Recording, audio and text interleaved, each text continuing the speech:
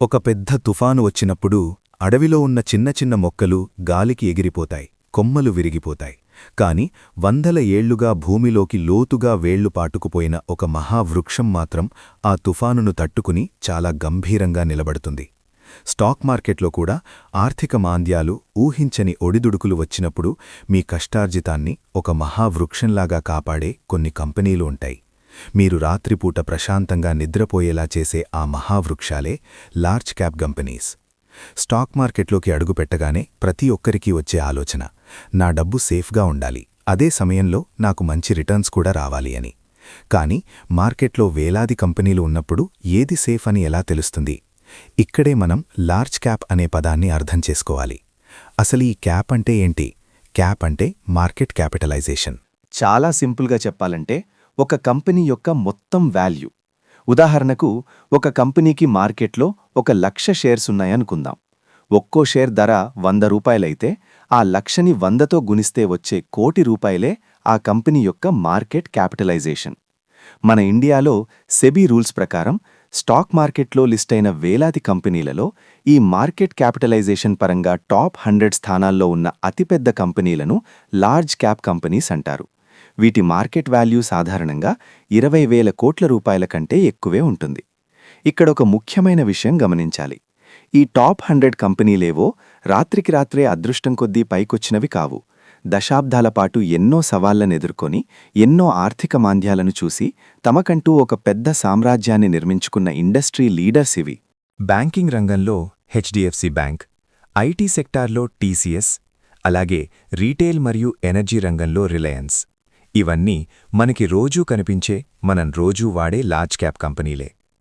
ఒక అందమైన, బలమైన ఇల్లు కట్టేటప్పుడు దాని పునాది ఎంత ముఖ్యమో, ఒక ఇన్వెస్టర్గా మన పోర్ట్ఫోలియోకి కూడా లార్జ్ క్యాప్ కంపెనీస్ అంతే ముఖ్యం. పునాది స్ట్రాంగ్గా ఉంటేనే పైన మనం ఎన్ని అంతస్తులైనా భయం లేకుండా కట్టగలం. అలాగే మీ పెట్టుబడికి ఒక బలమైన పునాది ఈ లార్జ్ క్యాప్ స్టాక్స్.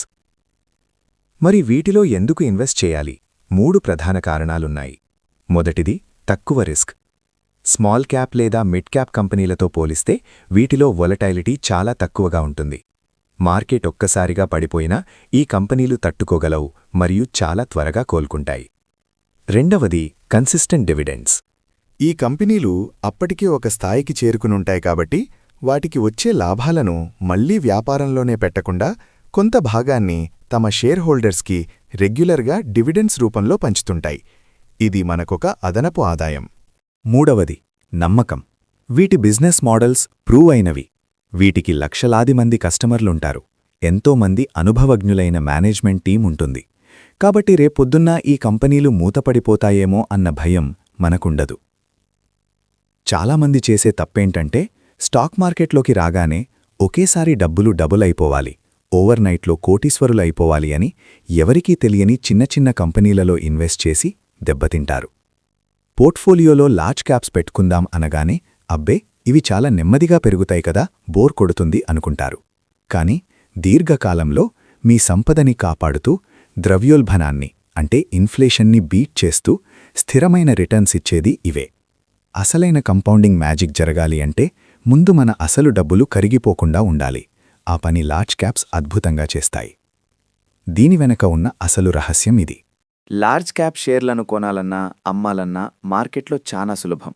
ఎందుకంటే పెద్ద పెద్ద ఫారెన్ ఇన్వెస్టర్స్, దేశవాళీ మ్యూచువల్ ఫండ్స్ మేనేజర్స్, ఇన్సూరెన్స్ కంపెనీలు తమ దగ్గరున్న వేల కోట్ల రూపాయలను ఈ లార్జ్ క్యాప్ కంపెనీలలోనే పెట్టుబడిగా పెడతారు.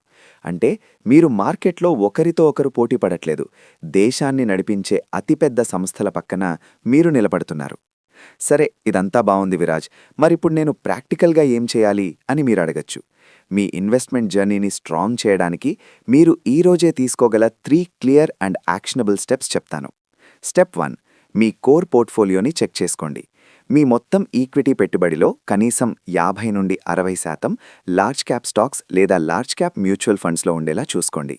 ఇది మీ పోర్ట్ఫోలియోకి ఒక సేఫ్టీ నెట్లాగా పనిచేస్తుంది.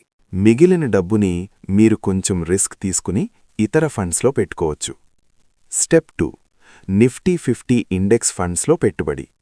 మీకు ఒక్కో కంపెనీ గురించి గంటల తరబడి రీసెర్చ్ చేసే సమయం లేదా అనుభవం లేకపోతే అస్సలు కన్ఫ్యూజ్ అవ్వకండి. సింపుల్గా ఏదైనా ఒక నిఫ్టీ 50 ఇండెక్స్ ఫండ్లో మీ ఎస్ఐపి స్టార్ట్ చేయండి. దీని ద్వారా మీరు ఇండియాలోని టాప్ 50 లార్జ్ క్యాప్ కంపెనీలలో ఆటోమేటిక్గా ఇన్వెస్ట్ చేసినట్టు అవుతుంది. స్టెప్ 3. మీ ప్రస్తుత ఇన్వెస్ట్మెంట్స్ని రివ్యూ చేసుకోండి. చాలామంది గత సంవత్సరంలో ఫలానా ఫండ్లో 40% రిటర్న్స్ వచ్చాయి కదా అని గుడ్డిగా ఆ స్మాల్ క్యాప్ ఫండ్స్లో తమ దగ్గరున్న మొత్తం డబ్బులు వేసేస్తుంటారు. ఈ రోజే మీ పోర్ట్ఫోలియో ఓపెన్ చేసి మీరు తీసుకుంటున్న రిస్క్కి తగ్గట్టుగా సరైన లార్జ్ క్యాప్ ఎక్స్పోజర్ ఉందో లేదో అనలైజ్ చేసుకోండి. ఫైనల్గా ఒక్క మాట.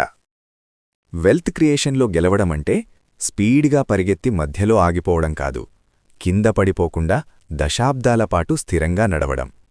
ఆ స్థిరత్వాన్ని, భద్రతను మీకిచ్చే ఆయుధాలే ఈ లార్జ్ క్యాప్ కంపెనీస్. ఈ వీడియో మీకు నచ్చితే లైక్ చేయండి, మీ ఫ్రెండ్స్తో షేర్ చేయండి. ఇలాంటి మరిన్ని ఫైనాన్షియల్ అప్డేట్స్ కోసం ఫిన్విరాజ్ని సబ్స్క్రైబ్ చేసుకోండి.